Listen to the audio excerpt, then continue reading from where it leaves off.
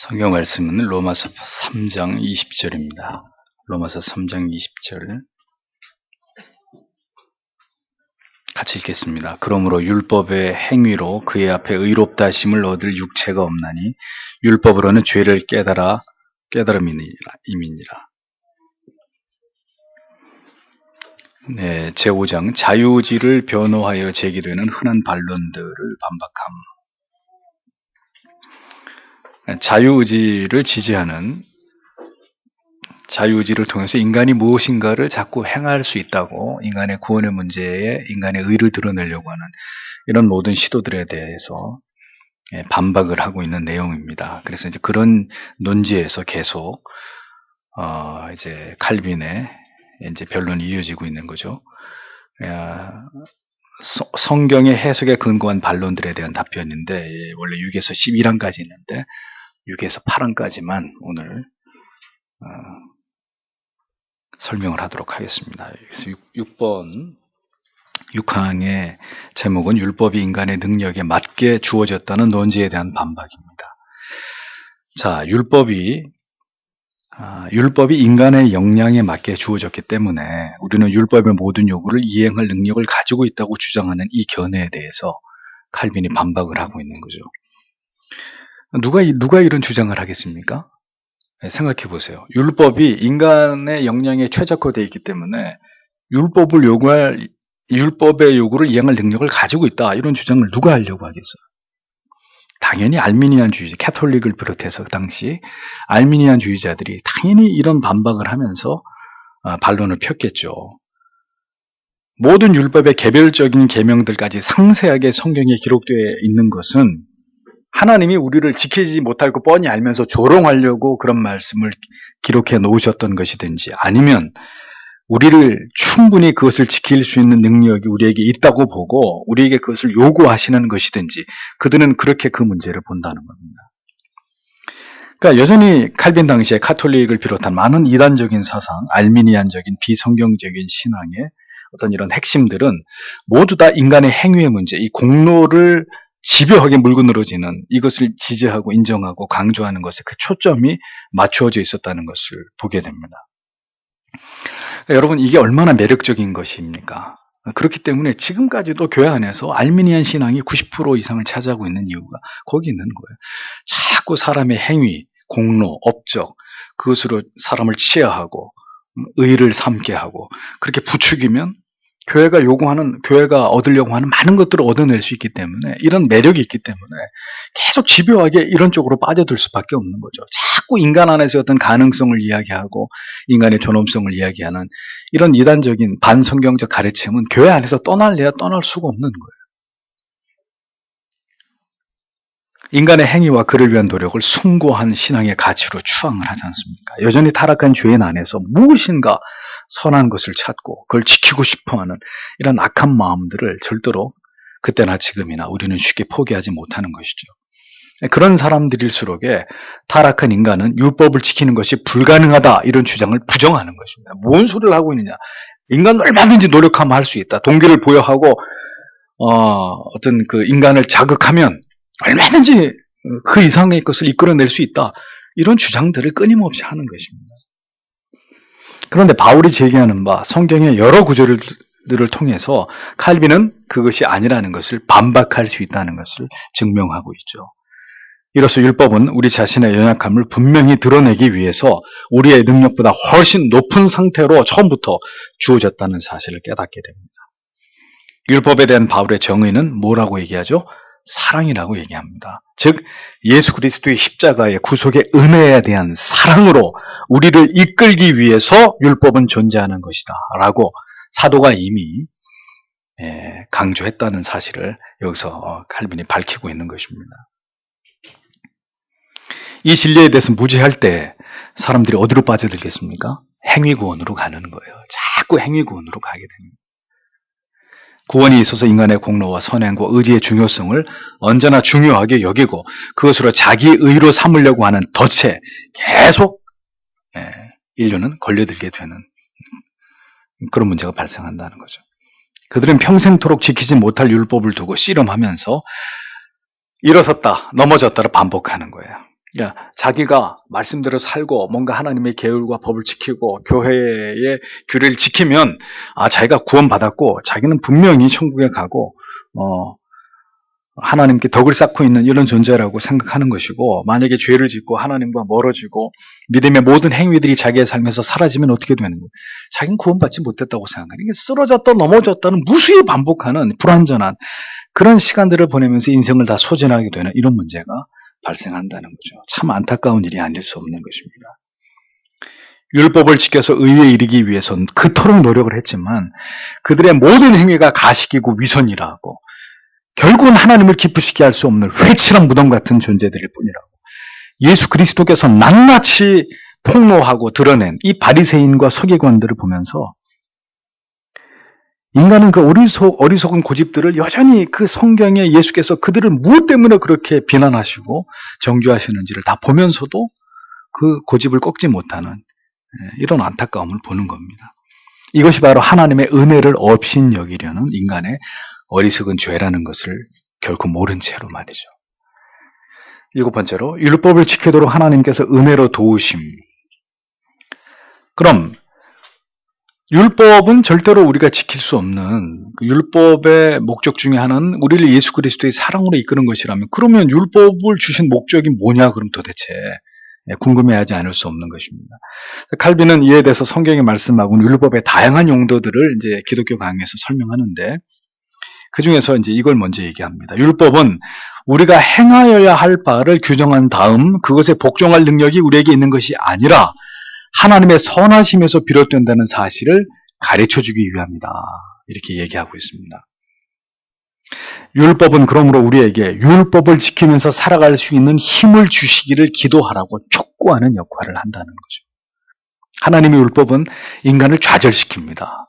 인간을 절망에 이르게 합니다. 절대로 그 율법을 지킬 수 있는 존재라고 자기를 착각하게 만드는 게 아니라 절대로 이 율법의 요구를 지킬 수 없는 존재라고 우리를 좌절시키는 데 중요한 목적이 있습니다. 그렇기 때문에 우리의 의지와 우리 안의 선으로는 절대로 율법을 지킬 수 없기 때문에 자연적으로 하나님의 자녀들을 어디로 유도하는 거예요. 이러한 율법을 지켜서 하나님을 믿는 하나님의 자녀로서의 거룩성을, 순결함을, 어떤 타고난 도덕성을 이 세상에 드러날 수 있도록 하나님 우리에게 은혜를 주십시오. 이 율법을 지킬 수 있는 능력을, 이것을 추구하며 살아갈 수 있는 구별된 삶을 살 수 있는 은혜를 하나님 공급해 주십시오. 라고 기도하게 만든다는 것이죠, 우리에게. 그래서 우리는 이런 차원에서 반율법주의를 공격하는 겁니다. 율법 같은 거 다 필요 없어. 율법 지켜야 구원받는 거 아닌데 뭔 소리야? 믿기만 하면 구원받는 거야. 이런 빌리비즘을 우리는 단죄하는 것이죠. 성경은 율법을 지키라는 명령만 있는 것이 아니라 그것을 지켜 행할 힘을 주시겠다고 말씀하시는 약속도 함께 기록되어 있습니다. 이 말씀의 의미는 우리의 힘만으로는 결코 율법을 지킬 수 없다는 의미가 내포되어 있다고 칼빈은 그렇게 이 부분을 해석하는 거죠. 하나님께서는 우리의 연약함의 정도에 따라서 율법을 주시고 그것을 지키는지의 여부에 따라서 우리의 의를 평가하는 하나님이 절대로 아니다 라고 분명히 단언합니다. 인생은 모두 하나님의 크신 은혜를 필요로 하는 그런 존재일 따릅니다. 율법은 언제나 겸비하게 이 사실을 우리에게 직시하게 합니다.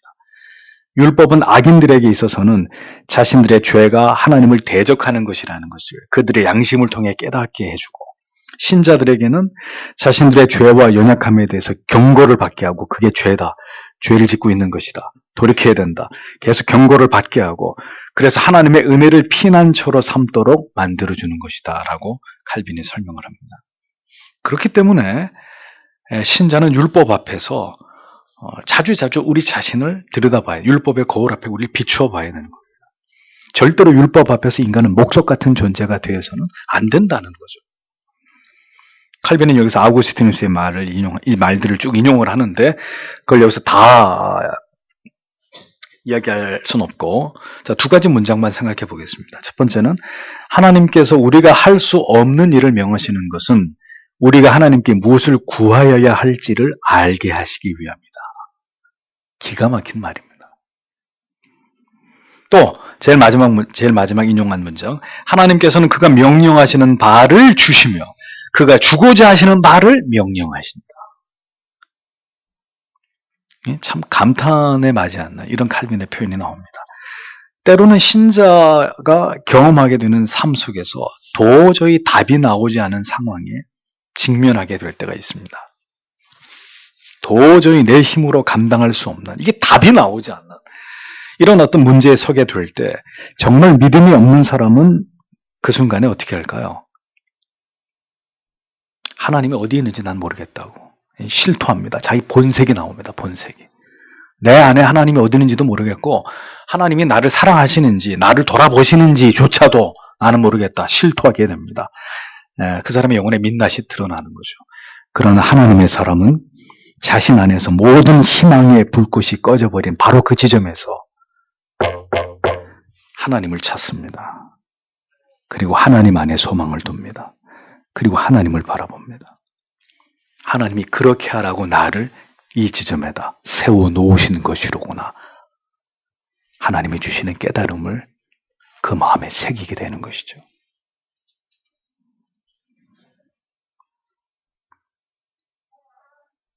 그 어려움을 주신 목적이 하나님을 바라보게 하기 위함이라는 것을 깨닫게 되는 것입니다. 이 말이 아직 실감이 나지 않는 지체들이 분명히 계실지 모르겠습니다. 이 말의 의미가 가슴으로 와 닿을 때 그대는 진정으로 하나님을 경험하고 하나님을 신뢰하는 신자가 되는 것입니다. 율법은 우리의 비천한 무능함을 직시하게 하고 거기서 멈추는 것이 아니라 예수 그리스도의 십자가 앞으로 더 가까이 나아가게 하고 그 은혜 앞에서 더욱 힘을 내서 경건에 진력할 도움을 하나님께 구하도록 만든다는 것을 우리는 잊지 말아야 합니다. 그래서 여러분이 왜 하나님의 은혜 앞에 겸손하게 무릎 꿇으려고 하지 않느냐? 그것은 율법 앞에서 여러분 자신이 얼마나 비참한 존재, 희망 없는 존재, 가련한 존재인지를 날마다 직시하는 이런 시간들이 없기 때문이에요. 집안에 거울이 하나도 없는 집안의 사람들은 자기가 잘생겼다고 생각할까요? 못생겼다고 생각할까요? 잘생겼다고 생각할 겁니다. 응?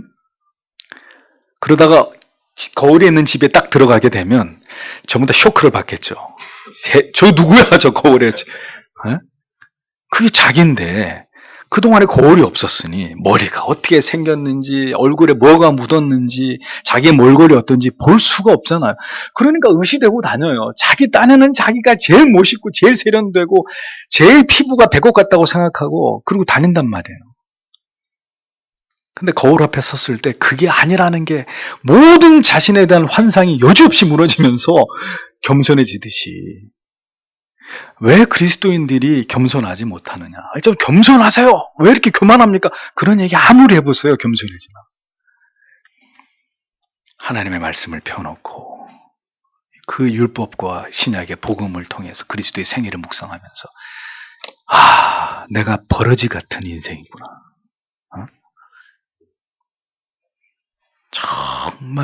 정말 내가 쓰레기 같은 그런 존재에 불과하구나. 그걸 절절히 깨달아야 그 율법 앞에서 절절하게 자기가 낮아져야 겸손히 그리스도의 십자가 앞으로 엉금엉금 기어가서 예수여 이 죄인을 불쌍히 여겨주시옵소서. 다 나의 죄로 인하여 이렇게 고통스럽고 괴롭고 눈물나고 이 모든 아픔이 나로 인하여 내 죄로 인하여 비롯되는 것입니다. 그게 되는 거 아니에요, 그게.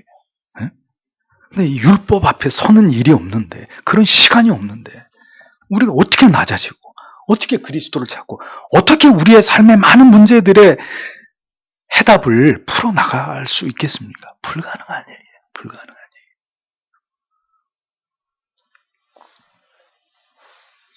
여덟 번째, 세 가지 부류의 계명들에서 나타나는 증거입니다. 1번, 율법서와 선지서에서는 여호와께서는 돌아오라고 명령하시는 경우가 많이 등장한다라는 거죠. 또 그런가 하면 선지자는 나를 이끄시면 돌아오겠습니다라고 대답하는 경우들을 봅니다. 뭔가 이렇게 상호 충돌이 일어나는 듯한 이런 느낌이죠. 하나님께서는 마음의 할례를 행하라고 명령하시는데 또 그러다가 모세를 통해서 하나님이 친히 할례를 베푸시겠다고 또 이렇게 말씀하십니다. 시쳇말로 어느 장단에 춤을 춰야 되느냐, 이런 문제가 생기는 거죠. 마음을 새롭게 하라고 명하시고, 또 다른 곳에서는 그 일을 하나님이 행하시겠다 이렇게 말씀하신다는 거예요. 자, 여러분이 궁금했던 것은 칼빈 선생님에게도 이게 궁금한 점이었던 거예요. 그 얘기하시잖아요. 왜 하라고 했다가 하신다고 했다가 우리를 헷갈리게 하시는 것이냐. 아우구스티누스는 이를 이렇게 설명합니다. 하나님께서 약속하시는 것들을 우리가 선택이나 본성에 의해서 스스로 행하는 것이 아니고 하나님께서 친히 은혜를 통해서 우리 안에서 행하시는 것이다, 이렇게 설명을 합니다. 그러므로 하나님의 말씀은 내가 명한 것을 행할 수 있는 은혜를 주어서 너희로 하여금 행하게 하실 것인즉 너희는 나를 구하라 라는 의미가 되는 것이라는 거죠. 언제나 겸손히 하나님을 구하는 자녀들이 되기를 하나님이 바라신다라는 그런 하나님의 뜻이 이렇게 하라고 명령하셨다가 내가 하게 해주겠다, 내가 채우겠다, 내가 행하겠다, 내가 너희를 위해서 이루겠다, 이런 말씀으로 이렇게 나타난다는 겁니다. 두 번째 부류의 계명들은 하나님을 공경하라, 그의 뜻을 섬기고 그것을 붙잡으라, 그의 명령들을 준행하라, 그의 가르침을 쫓으라, 이런 계명들입니다. 그러나 우리가 얻을 수 있는 의로움이나 거룩함이나 경건함이나 순결함 역시 모두 하나님의 선물임을 증거하고 있는 구절이 더 많다는 것, 우리가 분명히 기억해야 된다는 거죠. 세 번째, 바울과 바나바가 신자들에게 준 명령들이 있습니다. 바울은 덕의 근원이 그리스도 안에 있음을 드러냅니다. 너희가 주 안에서 강건하여지라. 하나님의 성령을 근심하게 하지 말라. 그 안에서 너희가 구원의 날까지 인치심을 받았느니라, 이렇게 명령합니다. 또 데살로니가 사람들을 위해서 기도하기를 너희를 그 부르심에 합당한 자로 여기시고 모든 선을 기뻐함과 믿음의 역사를 능력으로 이루게 하시고, 자, 이런 말씀들. 자, 사도의 말 속에는 이 모든 선한 일들을 이루시는 주체가 누구라고 설명하고 있어요? 우리예요, 하나님이에요. 하나님이심을 분명하게 드러내고 있습니다. 그러므로 우리가 깨닫게 되는 것은 모든 선을 행하도록 명령하시는 분도 하나님이시고 그것을 지켜서 행할 능력을 우리에게 부어주시는 분도 하나님이시라는 점입니다. 그럼 우리가 행해야 될 게 뭐냐? 우리가 해야 될 게 뭐냐? 하나님께서 그 능력을 주셔서 우리로 하여금 그렇게 행할 수 있도록 은혜를 베풀어 주신다는 걸 알면 그럼 가만히 있으면 되겠네. 아니면 어떻게 해야 되는 거예요? 그렇죠. 능력을 주셔야 우리가 그것을 행할 수 있다는 것을 알면 하나님의 뜻이 그것인 줄 알고도 행치 않으면 죄가 되니까 그걸 행해야 되는데 능력은 내게 없으니까 하나님 행할 수 있는 능력을 나에게 부어주십시오라고 끊임없이 은혜를 구해야 되는 것입니다. 그래서 알미니안 설교는 항상 도덕적인 행위를 강조하고 어떤 삶의 결단을 강조하지만 개혁주의 설교는 어떻습니까? 하나님의 은혜를 구하십시오. 하나님의 도우심을 구하십시오. 주의 긍휼히 여기심을 하나님 앞에 엎드려 구하라는 그런 어떤 그 결말로 항상 여러분들에게 요구하는, 권유하는 이런 말씀의 특징을, 차이를 보이는 것입니다. 알미니안들 설교는 그렇게 살라고, 그렇게 살아야 하나님이 복 주신다고, 그렇게 못하냐고, 이런 식으로 인간의 의지를 자극하죠. 그게 얼마나 갈 수 있다고 생각하십니까? 그러므로 성도 여러분, 우리에게는 기도의 제목만이 있을 뿐입니다. 할 수 없습니다. 못합니다. 이거는 절대로 해결되지 않을 문제입니다 하고 고개를 절레절레 내젓는 것이 아니라 주님, 할 수 있습니다. 근데 저는 할 수 없습니다. 하나님이 제 가운데로 오시고 이 문제 가운데로 들어오시고 이 가운데 하나님 나와 함께 해달라. 나는 부족하고 연약하고 나는 무능한 존재이나 하나님의 능력이 나를 붙드시고 내 마음을 녹이시고 하나님이 이 문제 가운데 임재하실 때 하나님이 해결하시리라는 것을 저는 믿습니다. 그 자세가 필요한 것인 거죠. 하나님께서 지킬 수 없는 것을 우리에게 주시지 않으십니다. 그럼에도 불구하고 우리의 힘으로 감당할 수 없는 현실을 만나게 하시는 것은 하나님의 도움을 구하라는 사인이란 말이에요. 사인. 왜 네가 할 수 없는 문제를 붙들고 네가 해결하려고 밤잠을 못 자고 괴로워하고 고통스러워하느냐. 그 문제를 가지고 내 앞으로 나와서 내가 너와 함께 한다는 것을 구하고 맛보고 경험하라고. 전능하신 하나님이 오늘도 무기력하고 무능한 우리에게 하나님이 하시는 말씀, 우리에게 요구하시는 거예요. 기도하겠습니다.